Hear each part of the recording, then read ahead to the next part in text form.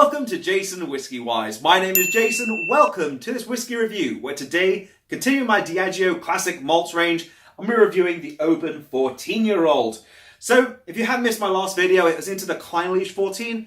I'll leave it over here in the top corner. But today we're going to review a very popular whiskey all around the world, the Oban 14. It is a 14-year-old whiskey. It's bottled at 43%. The actual distillery is actually a nice location. It's the Oban Distillery. It's owned by the parent company, Diageo, and they are located in the Highlands of Scotland. And actually, if you take the route around the west coast of Scotland, you'll go right through the Oban region.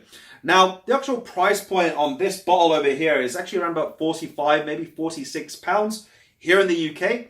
And I actually picked this one up for £32 on an offer when I was flying back from Scotland. I saw it in the airport and I said, it'd be kind of crazy not to pick it up for such a good price. Now, overall, it's not an exclusive whiskey. I think in America, you do get an 18-year-old and in Canada, and I think they've also got the Distiller's Edition, but that's released once every year, which is part of Diageo's portfolio of Distiller's Editions, which I'll probably get to at some point in time.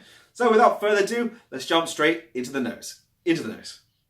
So starting things out now on the nose, the Oban 14 has actually got a little bit of a smoky character about it. It's a very gentle smoke.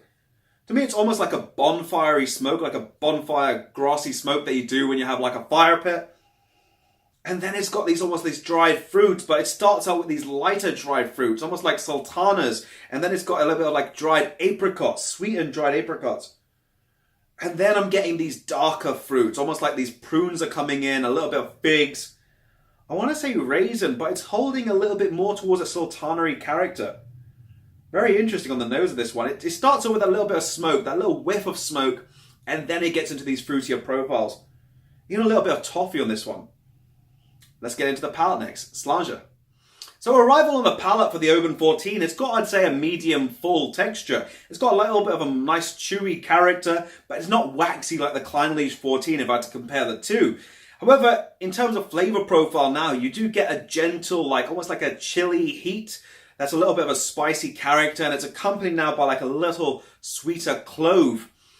After you get that, you go into this little bit of a maritime character, that saltiness. It's ever so gentle, it's not intense. And now you go into your darker fruits, these prunes, these figs, almost like a fig cake, where it's got a bit of texture where you want to actually bite into this and really explore a bit more of the characters. And then you get a bit of dark chocolate just coming over the top and adding a bit of its like bitter cocoa character. Now, I want to say it's not too heavy. It's not like a very dark chocolate. I'd say maybe 70% just to be on that perfect line. And then you get a little bit of grapefruit just on the end with a little bit of an orange, maybe a ripe Seville orange, ripe blood orange.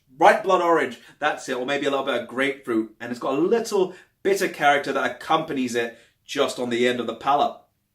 A lot going on the palate compared to the nose.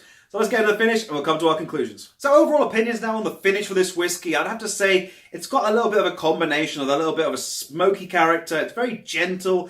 I didn't really get so much of it on the palate, but then you get that little bit of dried fruits and a little bit of that maritime coastal character just to wrap everything up in this whiskey, if I just say it all in short. And overall, my opinion on this one, I'm going to give this one over here an 86. It's not a bad whiskey in that respect. The nose I felt lacked what I initially found on the palate. The palate had loads of flavour. It's all just jam-packed into this whiskey. The nose I felt was a bit lighter and it just didn't really give off as much character as I was hoping for.